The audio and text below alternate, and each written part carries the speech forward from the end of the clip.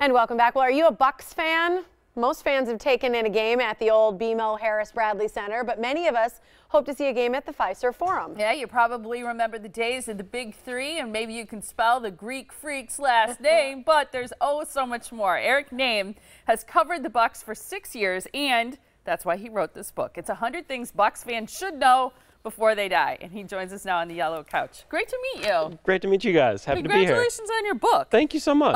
I always say that Giannis, I don't usually say his last name because that's so hard to say, but I always say his last name, he's the kind of sports star you should have on the back of the jersey because some names are just so cool. They deserve to be there. It's your whole back. Yeah, no, there's always the debate. Like, it fills up the whole thing, literally his entire back. Or also, you could just go by one name. Just go by Giannis. Just throw Giannis on the back, and it could be iconic that way, too. Yeah, that's one of the things that you say people should know about is the drafting of him, but also maybe how to spell his last name without checking, right? A-N-T-E-T-O-K-O-U-N-M-P-O. So, there you go. Wow. But yeah. Antetokounmpo. Yeah, and I mean, obviously he's a huge player.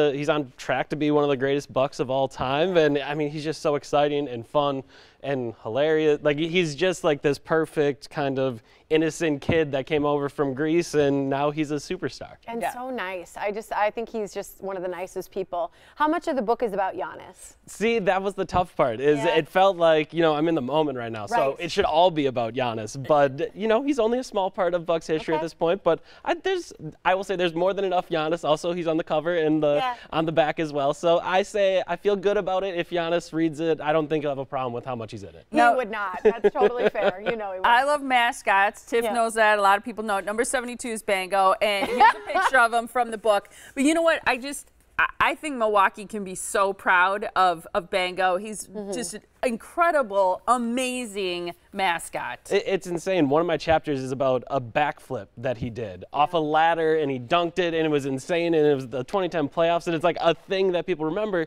And he's the mascot. Like, that's not how it typically works. Like, he's just that incredible, and he's been so much fun, and so many kids just adore him. Remember when he did that handstand on our high chairs over in our performance area? I mean, that was our old Bango. Sounds right. Yes. That's true. Yep, that's right. What did you find most interesting when writing the book? Was there something that surprised you? I mean, obviously I'm a younger guy, so like getting to go back and find out all these interesting stories, like the Bucks wouldn't exist if it wasn't for Vince Lombardi. And yeah, I said that right. Like the Packers, like he wouldn't exist, like because he said no. They try to get a minor league football team. He said no, not happening. This is a Packers town, even if it was Milwaukee. So they moved over to basketball, and now the Bucks exist because of that. Wow. What's your favorite chapter, to put you on the spot? Oh, wow, that's really tough. I think the first chapter of the book. Like, I get to write about a championship. It's the only championship the team has ever had. Kareem Abdul-Jabbar, Oscar Robertson, this great team that somehow managed to win a championship just a few years into existence. So that would be my very favorite chapter. That's pretty cool. I've gotten a chance to chat with Oscar and Kareem, and they're just really, really neat people. Did it change anything about the way that you think about the Bucks, or kind of I was such a big fan. Yeah, I mean, I think the times that I've been alive, the Bucks have been kind of bad for parts of it. Like throughout the '90s, they weren't a very good basketball team. So like for me as a kid, like they were just like the Bucks, and they were like okay and fine, but they were a great basketball team in the '70s and '80s, and like their history is really rich. But I didn't get to live for a lot of that. So now it was kind of fun to go back and be like, man, this team is really good, and you can see why all the people that have this really like strong connection to the team have that strong connection. Well, I like that you wrote about, or you say that as a younger person, because I do feel like after having worked for the Bucks, a lot of younger people were kind of Debbie Downer on the team because they hadn't lived through some of the glory moments. And so it's really cool that you talk about that as well. How much of the coaching staff do you get into? Any of it?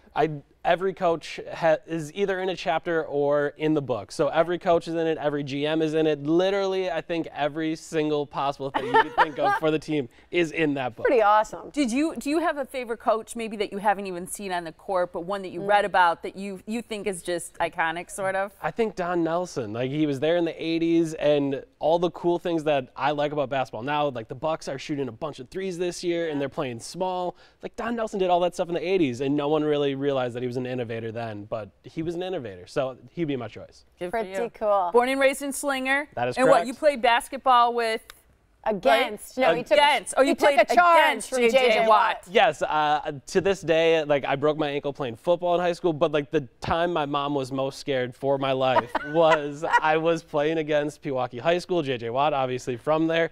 He was just a monster of a man. Obviously, you've seen him, and I was a 160-pound sophomore, and he just ran right through me. And in basketball? In basketball. Like, so I stood there, took a charge, he runs me over, and I still don't really know how I got up from that, but I did, and now I have a great story to tell. It's true. That's awesome. That is wonderful. That's fantastic. All right, well, you got to get the book. It's 100 Things Bucks fans should know and do. That's true. Here's what you do. TriumphBooks.com/100bucks is the website. You can learn more. Is it also on Amazon? It's on Amazon. It's on Barnes & Noble. I think there's a couple places locally that have it as well. Awesome. Nice job, Eric. Great Thank to you. meet you. Thank you.